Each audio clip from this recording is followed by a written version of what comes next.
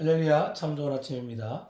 하나님께서 허락하신 귀한 은혜가 오늘 저와 여러분의 삶 가운데 함께하기를 소망합니다. 오늘 이 아침에 저와 여러분이 함께 말씀을 통하여 은혜를 나눌 때 살아계신 하나님의 크신 은혜가 우리들의 삶 가운데 충만히 임하기를 소망합니다. 오늘 함께 보실 말씀은 열왕기상 19장 1절로 8절입니다. 아합이 엘리야가 행한 모든 일과 그가 어떻게 모든 선지자를 칼로 죽였는지를 이세벨에게 말하니 이세벨이 사신을 엘리야에게 보내어 이르되 내가 내일 이맘때에는 반드시 내 생명을 저 사람들 중 한 사람의 생명과 같게 하리라. 그렇게 하지 아니하면 신들이 내게 벌 위에 벌을 내림이 마땅하니라 한지라. 그가 이 형편을 보고 일어나 자기의 생명을 위해 도망하여 유다에 속한 브엘세베에 이르러 자기의 사환을 그곳에 머물게 하고 자기 자신은 광야로 들어가 하룻길쯤 가서 한 로덴 나무 아래 앉아서 자기가 죽기를 원하여 이르되 여호와여 넉넉하오니 지금 내 생명을 거두시옵소서. 나는 내 조상들보다 낫지 못하니이다 하고 노된 나무 아래에서 누워 잤더니 천사가 그를 어루만지며 그에게 이르되 일어나서 먹으라 하는지라.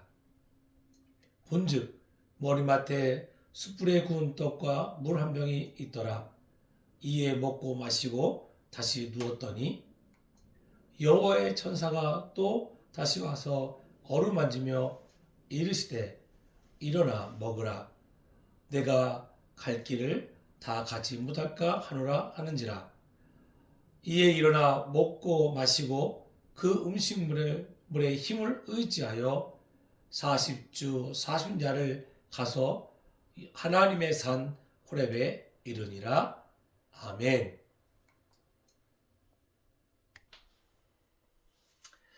할렐루야, 참 좋은 아침입니다. 오늘 이 아침을 우리가 맞이하면서 하나님의 크신 은혜가 저와 여러분 삶 가운데 함께를 소망합니다. 엘리야는 엄청난 영적 대전쟁에서 승리했습니다. 갈멜산 위에서 850의 우상 숭배자들과 싸워 그는 이겼습니다. 그리고 그들을 모두 처단하고 이제 승리의 축배만 들을 순간이 다가왔다라고 생각했습니다. 그러나 아합 왕이 그의 부인 이세벨에게 그가 섬기고 있는 모든 선지자를 엘리야가 죽였다라고 말할 때 이세벨 왕은 크게 진노했고 그에게 사자를 보내서 내가 이맘때 너를 죽여서 저들과 함께 매장하겠다라고 엄포를 놉니다. 영적인 어떤 시험이 들거나 어려운 순간이 다가올 때 어느 순간에 그 시험이 다가오냐면 바로 큰 은혜를 받았을 때에 큰 시험이 다가온다는 것이 우리 신앙생활의 공식과 같습니다. 목회를 하다 보면 우리 교회가 크게 부흥이 되고 영적으로 성장할 것 같아서 뭔가 뜨겁게 기도하고 은혜가 임했을 때 곧바로 어떤 시험적인 것이 다가와서 교회를 흔들고 요동치게 할 때가 있습니다. 엘리야의 지금 이 순간이 바로 그런 순간이었습니다. 영적으로 엄청난 사건에서 승리자가 된 이 순간에 이것을 곤두박질치게 하는 다시금 영적인 침체기로 빠지게 하는 순간이 다가왔던 것입니다. 엘리야는 자신의 목숨이 두려워서 이제 갈멜산에서 무려 100km나 떨어진 곳까지 달려 도망갑니다. 그리고 그곳에서 함께 온 지친 사환을 그곳에 있게 하고 광야에 들어가고 광야의 로덴나무 그늘 아래서 그는 하나님께 간청을 합니다. 무슨 간청일까요? 죽기를 간청합니다. 주님, 나를 이제 죽여주십시오. 나의 생명을 걷어가십시오. 이만하면 됐습니다. 내가 당신께서 맡긴 그 사명을 잠깐 감당했으니까 이제 나의 생명을 걷어가 주옵소서라고 그는 하나님께 자신의 생명을 걷어가달라고 기도합니다. 그리고 지쳐 쓰러져 있는 그에게 하나님은 주의 천사를 보내어 먹고 마시게 하셨습니다.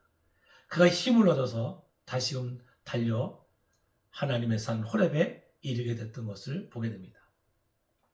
우리 신앙생활 가운데 때로는 이런 어려운 순간이 다가옵니다.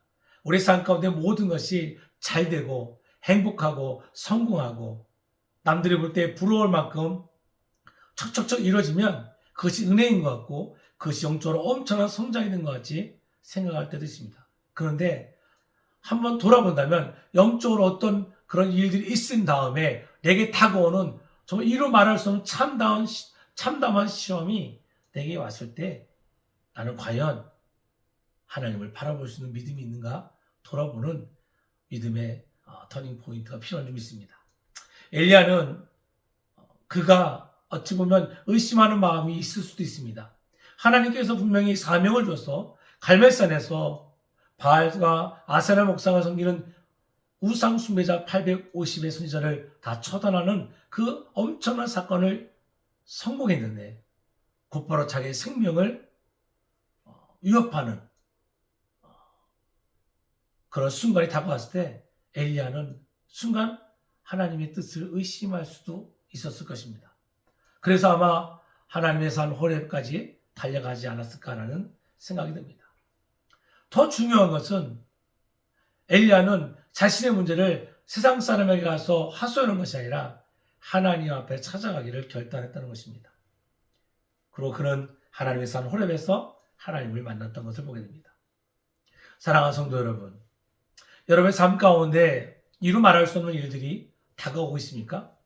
2025년이 시작하고 이제 한 달이 지나지 않은 이 시점에 여러분은 무엇을 하나님 앞에 더 간구하며 나가고 있습니까? 때로는 영적으로 엄청난 성장했고 올해는 좀 더 믿음이 성숙하고 올해는 좀 더 나의 삶이 하나님 말씀에 더욱더 가까운 삶으로 나가기를 소망합니다. 근데 아십니까? 올해 영적으로 성장하기 위해서는 그만큼 영적인 연단과 영적인 훈련이 필요하다는 것입니다. 오늘 엘리야에게 임했던 이 고난과 이 고통은 훗날 엘리야가 하나님으로부터 또 다른 사명을 감당할 수 있는 하나님의 그 놀라운 이스라엘을 회복하는 사명의 역사로 새로운 왕들과 새로운 선지자를 세우는 일 가운데 엘리야를 세웠던 일들을 우리가 보게 됩니다. 사랑하는 나셀 아침 목장 성도 여러분, 여러분 삶 가운데 오늘 이 순간까지 나의 마음을 답답하게 하고 나의 마음 가운데 근심거리가 되고 은혜 받을 만한 것들을 회방하는 것들이 있습니까? 갈멜산에서 어마어마한 일들을 이룩하고도 영적인 시험에 들 수밖에 없던 이 엘리야를 기억할 때 내가 능히 하나님의 말씀을 다시금 부여잡고 하나님의 삶 호렙에 섰던 엘리야의 그 마음을 품는다면 내가 하나님 앞에 더욱더 바로 나가기를 소망하고 달려간다면 그 어떤 고난도 그 어떤 우리 삶 가운데 시험 말씀으로 능히 이겨낼 수 있을 줄 믿습니다. 여러분의 삶 가운데 오늘도 하나님의 산 호렙을 향해 달려갔던 그 엘리야의 마음같이 말씀을 향해서 달려갈 뿐만 아니라 그 말씀을 사모함으로 말미암아 여러분의 삶 가운데 조금 더 살아계신 하나님의 은혜를 선포하며 전하는 거룩하고 복된 하루가 되기를 주의 이름으로 축복합니다. 기도하겠습니다. 은혜가 많으신 아버지 하나님, 엘리야는 영적인 엄청난 사건에서 승리했지만 그에게 다가온 또 다른 시험에 인하여 그는 좌절하고 쓰러질 수밖에 없었습니다. 그러나 엘리야가 주님의 산 호렙을 향해 달려갔던 것 같이 우리도 우리의 삶 가운데 고통과 어려움이 있을 때마다 하나님 앞에 달려갈 수 있는 믿음의 사람, 은혜의 사람, 성결한 사람 되게 하여 주옵소서. 오늘도 주의 은혜 안에서 승리하게 할 줄 믿사옵고 거룩하신 예수님의 이름으로 기도드렸습니다. 아멘.